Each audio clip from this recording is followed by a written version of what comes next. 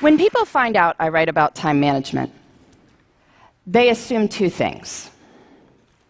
One is that I'm always on time, and I'm not.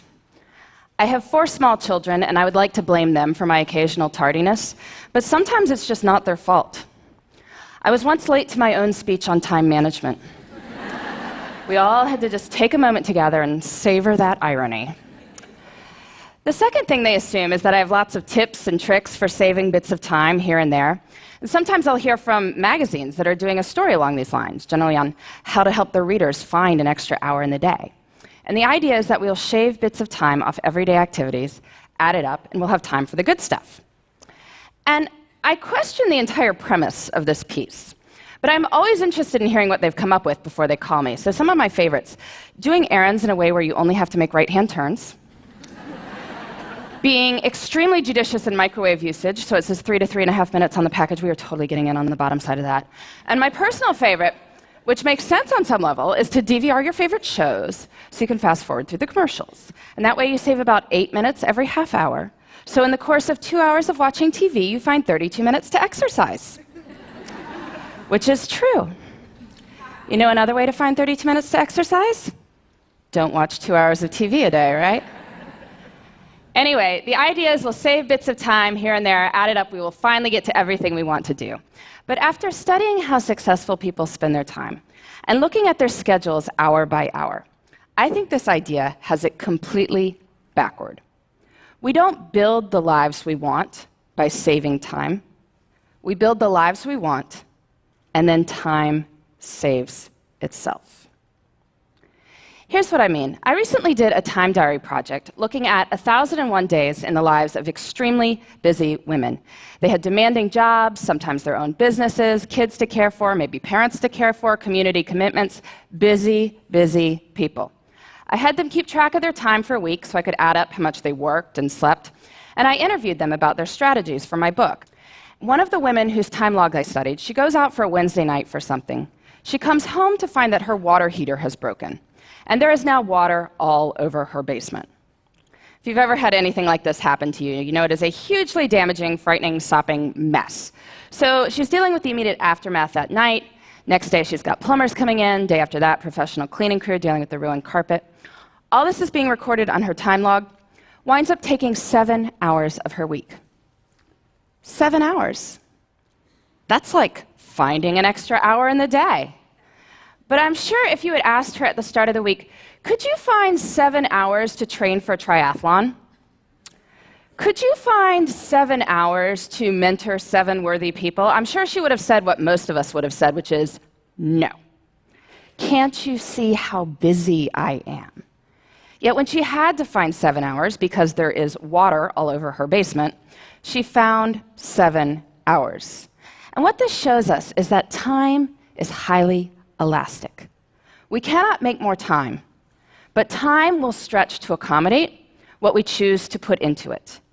And so the key to time management is treating our priorities as the equivalent of that broken water heater. And to get at this, I like to use some language from one of the busiest people I ever interviewed.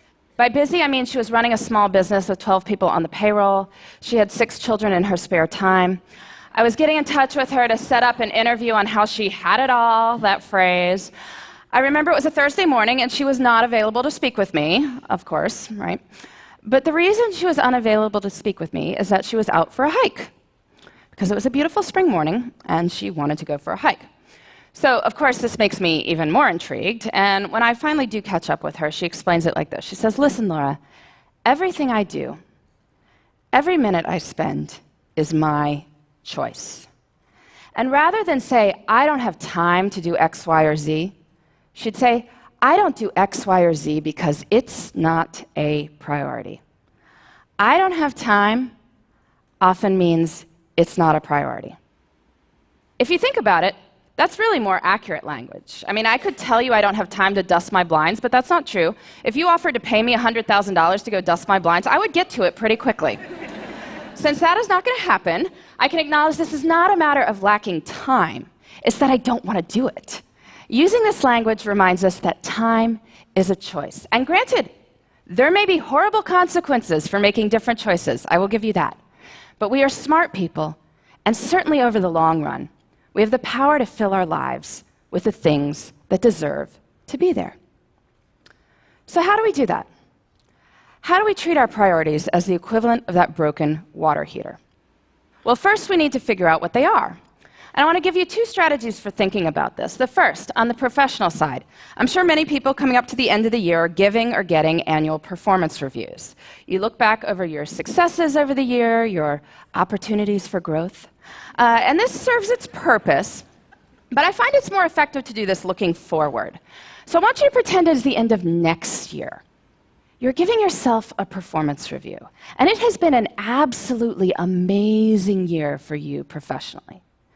What 3 to 5 things did you do that made it so amazing? So you can write next year's performance review now. And you can do this for your personal life, too. I'm sure many of you, like me, come December, get cards that contain these folded up sheets of colored paper, on which is written what is known as the family holiday letter.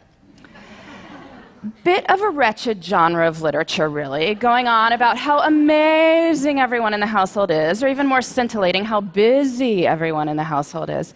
But these letters serve a purpose, which is that they tell your friends and family what you did in your personal life that mattered to you over the course of the year. So this year's kind of done, but I want you to pretend it's the end of next year. And it has been an absolutely amazing year for you and the people you care about. What 3 to 5 things did you do that made it so amazing? So you can write next year's family holiday letter now. Don't send it. Please, don't send it. But you can write it. And now between the performance review and the family holiday letter, we have a list of 6 to 10 goals we can work on in the next year. And now we need to break these down into doable steps. So maybe you want to write a family history. Well, first you can read some other family histories, get a sense for the style. And then maybe think about the questions you want to ask your relatives, set up appointments to interview them. Or maybe you want to run a 5K. So you need to find a race and sign up, and figure out a training plan, and dig those shoes out of the back of the closet. And then, this is key, we treat our priorities as the equivalent of that broken water heater by putting them into our schedules first. And we do this by thinking through our weeks before we are in them. I find a really good time to do this is Friday afternoons. Friday afternoon is what an economist might call a low opportunity cost time. Most of us are not sitting there on Friday afternoon saying, I am excited to make progress toward my personal and professional priorities right now. But we are willing to think about what those should be. So take a little bit of time Friday afternoon, make yourself a 3-category priority list: career, relationships, self. Making a 3-category list reminds us that there should be something in all 3 categories. Career we think about, relationships, self, not so much. But anyway, just a short list, 2 to 3 items in each. Then look out over the whole of the next week and see where you can plan them in. Where you plan them in is up to you. And I know this is going to be more complicated for some people than others. I mean, some people's lives are just harder than others.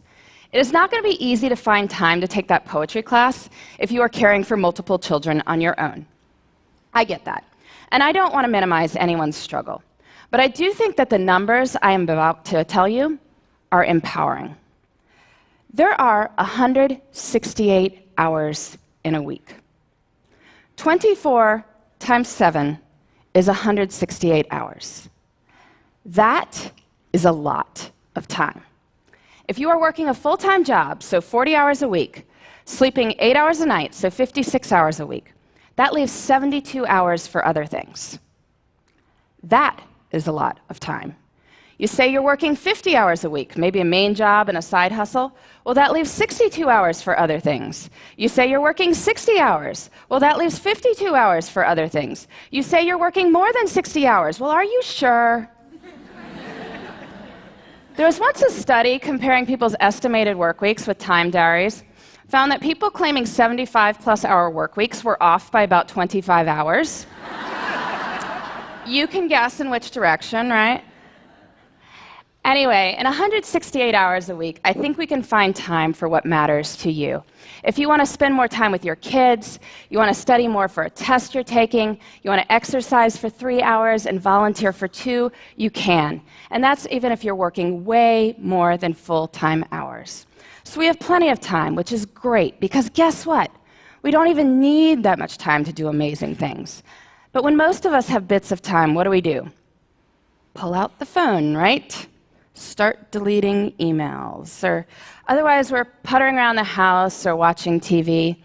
But small moments can have great power. You can use your bits of time for bits of joy. Maybe it's choosing to read something wonderful on the bus on the way to work. I know when I had a job that required 2 bus rides and a subway ride every morning, I used to go to the library on weekends to get stuff to read. Made the whole experience almost enjoyable.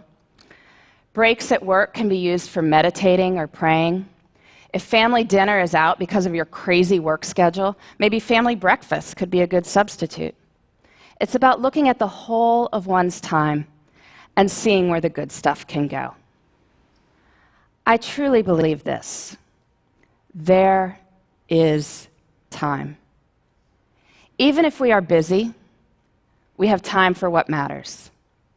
And when we focus on what matters, we can build the lives we want in the time we've got. Thank you.